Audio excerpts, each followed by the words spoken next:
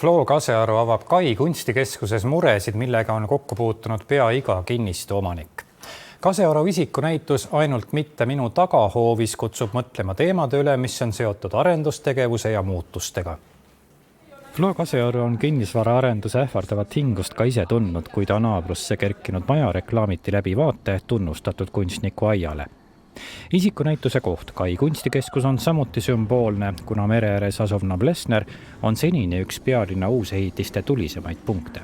Mitte ainult kinnisvaraarendus, vaid üldse pidev arendamine, igasugused infrastruktuursed üksused, terve Eesti arendatakse igasuguseid erinevaid Rail Baltic, tuuleenergiajaamad, igasuguseid asju arendatakse ja siis tekibki sellest on tekkinud, et järjest tullakse inimestel on ju lähemale ja siis, kui Eesti tahab, eestlane tahab olla ikkagi nagu distantsi, et siis tekivad erinevad sellised tundeid ja mõtteid sellest, et kõik tuleb järjest lähemale.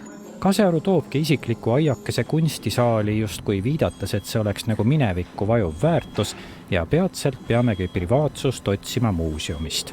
Absurdi maiguga ja selle sissetoomine nagu natukene aitab seda ellujäämist selles väga tõsises maailmas ja asises maailmas, kus ongi tegelikult need päris ongi, asjad saavadki nagu otse, kõik tahab nagu arendada, aga ma arvan, et see mingite kujundite kaudu kuidagi ja poeetilisemale tasemele nagu nende teemade tõstmine, see on võib-olla see lahendus, et mis ma nagu pakuks.